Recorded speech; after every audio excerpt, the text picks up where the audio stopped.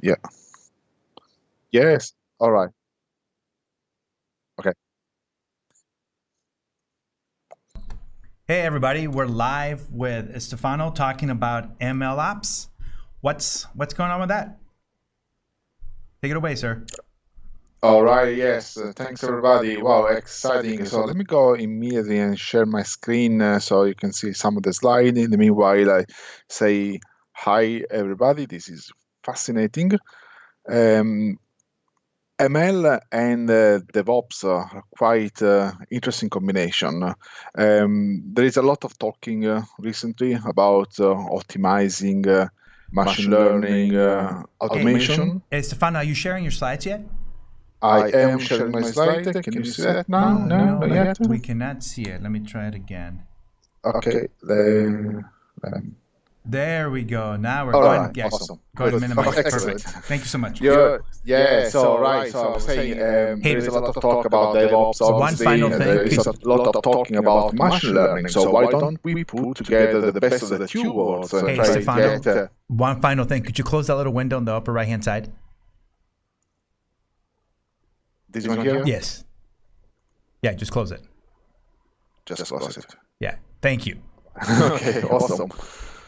So yes, so why not the best of the two worlds, DevOps and machine learning together? So I want just to share some experience and see how we can combine together, use the best of machine learning operation or MLOps as it is called. Right. So MLOps, is a way to recognize. A way of automating all the experiments that we build in machine learning. This doesn't have to be necessarily Azure Machine Learning Studio. It can be any application of machine learning. So what it actually means in a nutshell is bringing your machine learning code into production.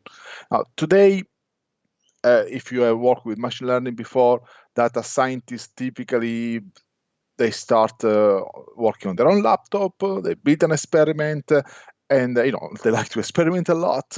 And because machine learning is great, obviously, then it's really hard to find that specific experiment that you're looking for, that the solution that the business needs, if everything is consolidated on the data scientist laptop. So we really want to make a way of continuously delivering and improving the process, all the good stuff that DevOps brings, but apply specifically to machine learning.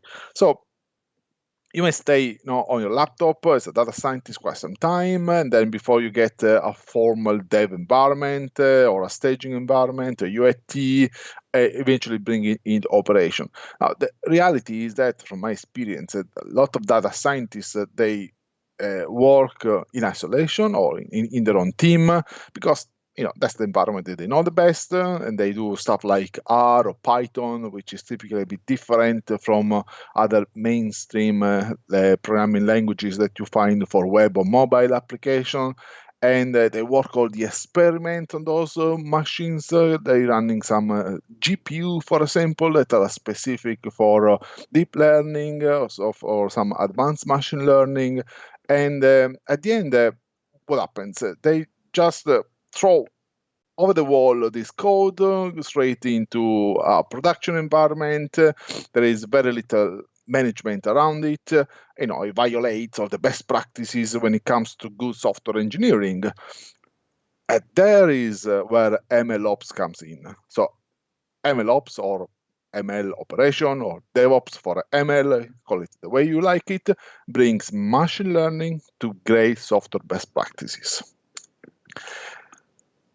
Now, MLOps gives you really a ton of advantages, and I can speak now for hours about it, but just to give you some ideas, it's all about being able to reproduce and audit your process.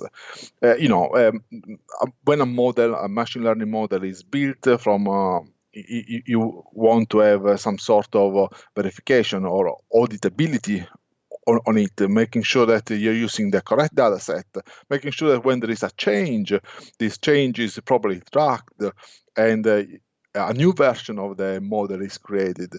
And then when you go into a production, there is a pipeline that is followed rather than just taking the model, throwing all the way around and making awfully sure that it works correctly. Then, because we are using DevOps, basically, you'll be able to automate this validation, checking that the code and the model itself is correctly profiled and versioned. And at the end, you have also the possibility to measure the performance of it and feed this back to the original code, to the original model to improve the accuracy of the model itself. This is the advantage of automating this process. Not only you train the model, you deploy into different environments, but you're actually improving over time with collecting feedback and retraining the model over and over again until your accuracy improves over time. So what happens? This is typical scenario in a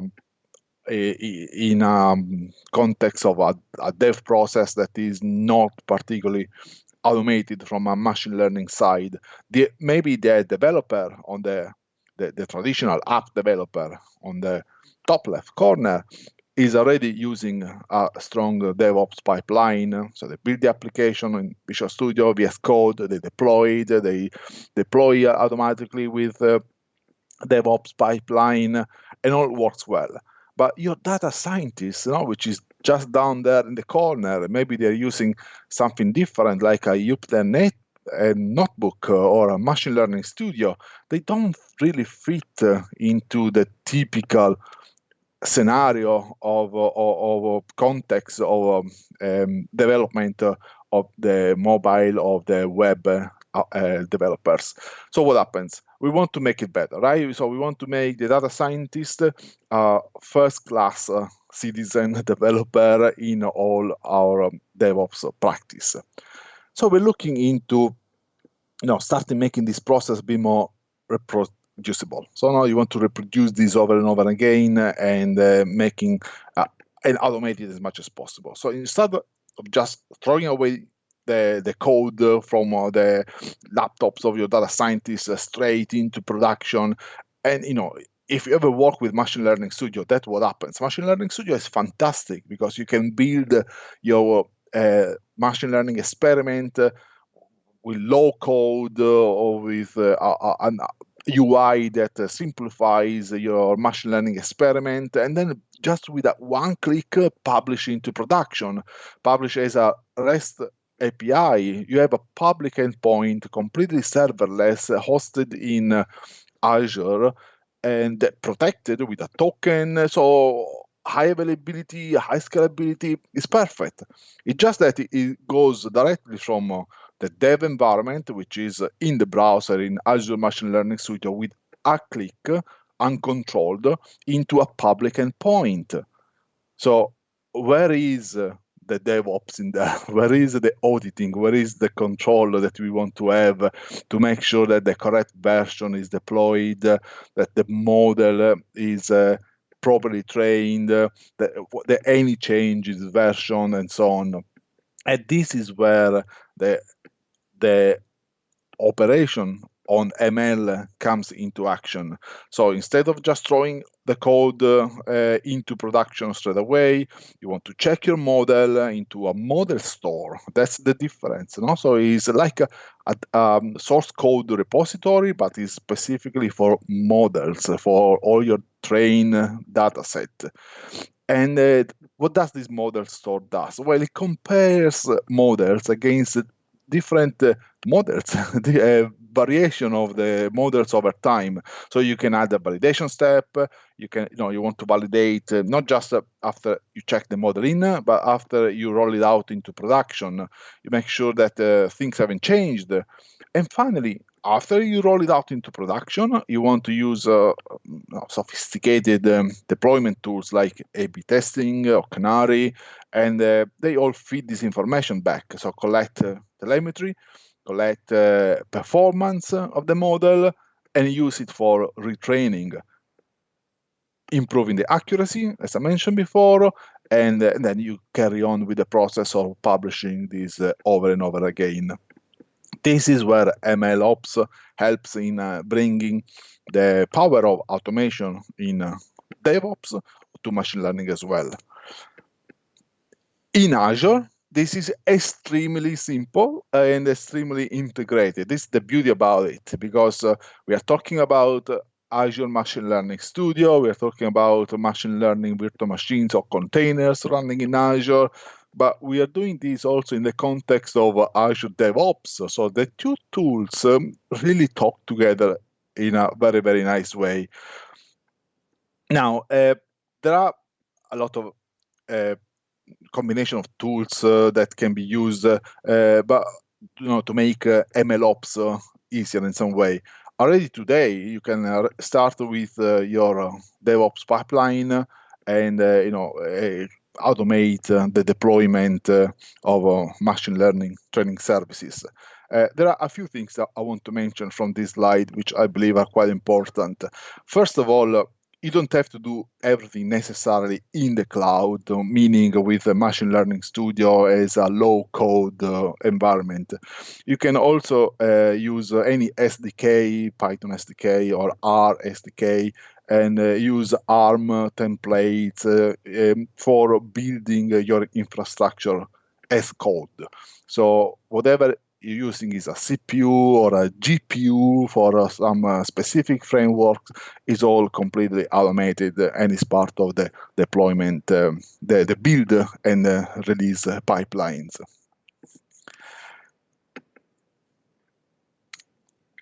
So speaking of the pipelines, you may be familiar already with the Azure DevOps pipelines, support for plethora of languages, platforms, any cloud, extensible with different frameworks, and also support obviously for containers, the like of AKS, for example. Now, in this context, as we'll see in a moment, you have the possibility to build tasks that deploy your infrastructure for running a specific GPU that contains a specific framework in Azure, or to build a release pipeline that publish a specific endpoint that you have previously built with Azure Machine Learning Studio. And moving forward, going into the more specific, I have just a couple of slides and I'll show this in action. There is sort of creating an awareness of machine learning into DevOps. So think of Azure DevOps being really ML aware, and all these elements are now part of the different releases, the different stages, like you would normally do with any code, like in Node.js, in C#, in JavaScript, whatever programming language you use for your web or mobile application, you will do exactly the same for a machine learning experiment and model. So that's probably the advantage and the difference from the traditional DevOps to the MLOps. Not only you're controlling the code itself, you're also controlling the models, the versioning of the models into this model store. All right. I mentioned before, let's make the data scientists like a first-class developer, so they can also benefit of the automation tools. This is what happens with a release pipeline. So the pipeline can capture all your infrastructure requirements, unit testing, code reviews, any task that you really want to automate. And there are tasks that are specific to machine learning, like training the model itself. scoring it, evaluating it, retraining it. If you are familiar with the typical workflow of a machine learning experiment, you know that there is an initial step where you load the data set, and then you split the data set into what is meant for training and what is meant for prediction, so for testing. Then you have the training process itself, the scoring, which is the prediction part of it, and the evaluation, which compares one algorithm, one trained model to another one, and look for what is the best result in terms of accuracy, in terms of recalls, in terms of other factors that identify the performance of an algorithm over another one. So all these conditions that are typically done by a data scientist looking into a tool like Azure Machine Learning Studio that provides all this information on screen, but they are a manual task. You can automate as part of a release pipeline and publish this also as a release note. So this is the benefit that you get into this automation part of it. And yeah, so this is some way summarize what I just mentioned, that you package your model, and you can also use containers. So there is a very strong integration with the cloud infrastructure as well. So if you are on a PaaS or a completely serverless platform, absolutely fine to use the publish endpoint in Machine Learning Studio. But if you're running some custom code or some specific frameworks like PyTorch or TensorFlow, then you may want to run this into a specific container, and obviously you have all the benefit of Azure in managing your container cluster, starting from an image that is already pre-configured. You can publish the model, validate it, and run all the other steps for deployment and monitoring on AKS, on Azure Kubernetes Services. So at the end, from a life cycle perspective, you have your automated deployment. You can package it. You can you start with your board, with your product backlog item, with your code. You build it, deploy, publish into operations environment, into containers, into serverless, and have a monitoring capability all across it. So you really have an end-to-end solution for your DevOps, also on machine learning. So all the tools that you are already familiar, you can totally use them as in a machine learning experiment, with the addition that some specific pipelines for build, testing, and release are optimized for machine learning code and models, because besides having the traditional build and release pipelines, you also have a training pipeline and a model management, as mentioned before. So the possibility to manage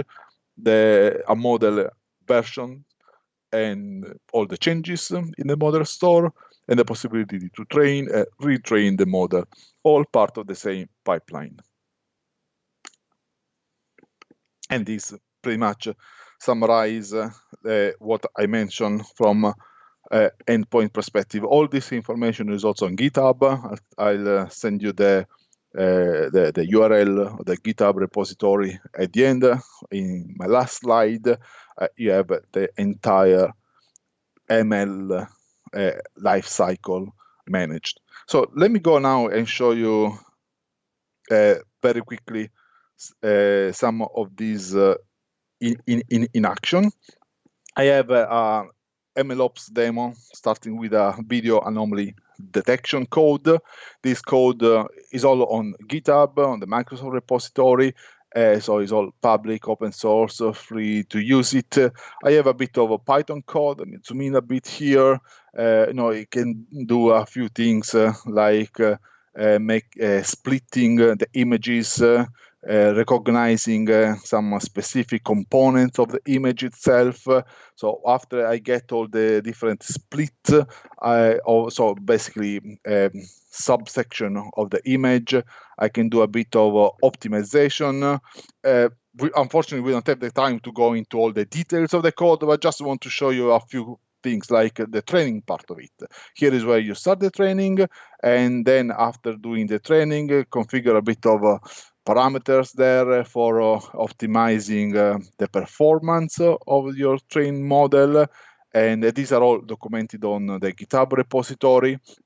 And then go into the execution itself of the pipeline. So now I want to define the pipeline that I start coding. And look, this may be a bit overwhelming if you've never done Python before, but your data scientists, I promise you, they will know where to put hands. This is ordinary code for a data scientist that is able to write Python code. But you see the steps. So initialize the model, run the training process itself, and then at the end monitoring also the performance with some metrics that understand whether the model is performing the way it's expected to perform. And then if I keep on scrolling here we go. We go into the pipeline itself. So no, sorry, that was the metrics. 1 second, let I find the pipeline.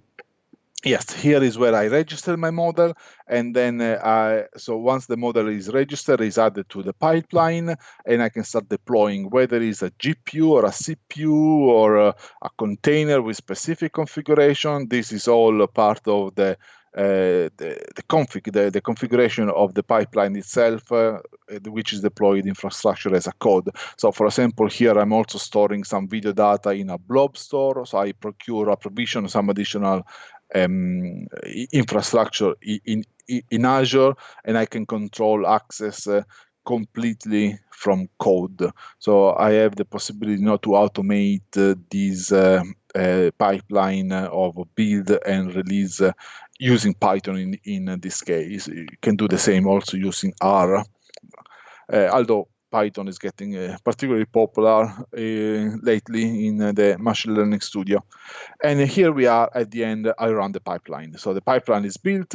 I can then validate and I can run it, and it will run in my source code repository. So I'm here. I have a list of all the experiments that I built and the pipelines that I have. So if I dig into one of these, I can see the performance of each execution.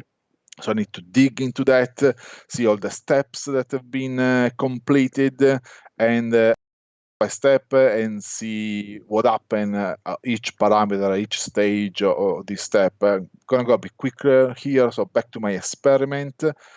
I can show you basically how the performance is represented on a graphical level, and how the execution of the pipeline can also optimize the deployment of resources. So pipeline, let me build a new pipeline here.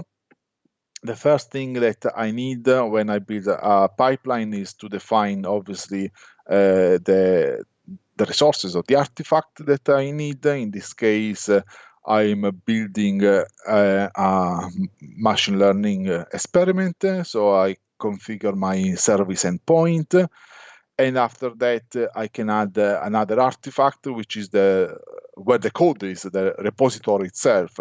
All is in Azure DevOps, so it's all integrated, so it looks easy to configure. If you are familiar with the process, you select the source code repository, you select the branch, and then you just add this artifact to the pipeline. And after the artifact, there are different tasks that you can execute. The one that I need is the Azure CLI, because with the CLI, I can run commands directly on my Azure portal. So I can use the CLI command extension for creating any resource as the Python code was as implemented before. There are some initialization script that contains some parameters that I need to provide, and again, this will be all provided into the GitHub repository. So I'm doing a bit of copy and paste here to make it a bit quicker. And once I have my deployment pipeline, I'm basically ready to go. Just save it, and I can then release it. And the release will carry on in the usual way. I have the pipeline, I define the artifact, and this will will spin off some containers, because in this case, in the Python code, I have allocated some containers or the blob storage, and it will run very quickly, and hopefully will show will show how all the containers have been deployed. So not extremely sophisticated way of working. It's very linear. If you are familiar already with DevOps, the only thing is that you have to control these Azure resources with the CLI, so using Python or R from a code perspective, but this will help you to automate the process itself. Now, on GitHub repository, you will find this diagram that basically represents in one picture everything that I just said. And this is a great resource to start. I know that not all the boxes may be readable from here, so let me zoom in and go step by step. The first part, as I mentioned, is the training part of it. So as a data scientist, you want to update the code and publish into your repo, and then build your pipeline. And this is all about training your model. And after that, there is the process of evaluation and registration of the model that is then published to a pipeline, a release pipeline. So before it was a build pipeline, and then the second part is the release pipeline, where you have an opportunity to decide which environment, which infrastructure, whether it's containers, whether it's going on AKS or completely PaaS. It's completely up to you, completely automated. You define the steps, and then it just go one by one. So get started. There are 2 GitHub repository on the Microsoft account, MLOps and MLOps Python, which is more optimized, obviously, if you are familiar with Python, where you can find all this information, and that's it. It will help you getting started, all open source, plenty of documentation, and if you need, obviously, any support, any guidance, I'm really I'm available to help. Reach out on me, social coordinates on screen, my Twitter, and thank you very much. Hey, Stefano, can you hear us over there? I'm going to switch to Q&A. Can you hear us okay? Oh, we can't hear. Can everybody hear Stefano out there? We're trying. No, you're fine. We're trying something on our side over here. Can someone on the chat say if confirm that you can hear myself and Stefano? We can't hear him. That's what I was afraid of. All right, so we're going to get the echo back here. Hey, go ahead and speak, Stefano. Now we can hear him. Perfect. Now we can hear him, right? Yeah, because we're. Do you guys hear the echo still? La la. Yes, sweet. So we're gonna wrap this up. There weren't any questions, so I think everybody was scared to ask questions. It was great. It was great content. Thank you so much for sharing this, for sharing the slides. Everybody, we are going to be putting this on on a GitHub repository with all the slides for all the speakers for the conference. So if you want to go look at some of that later on, that's where we'll find it. We'll post it on Twitter, and I'm sure we'll probably blog about it. Oh yeah, definitely. Yep. So Stefano, thank you so much for taking the time to speak with us and sharing your knowledge. Everybody, we're gonna hang up here, Stefano, and get David up and going. Thank you so much.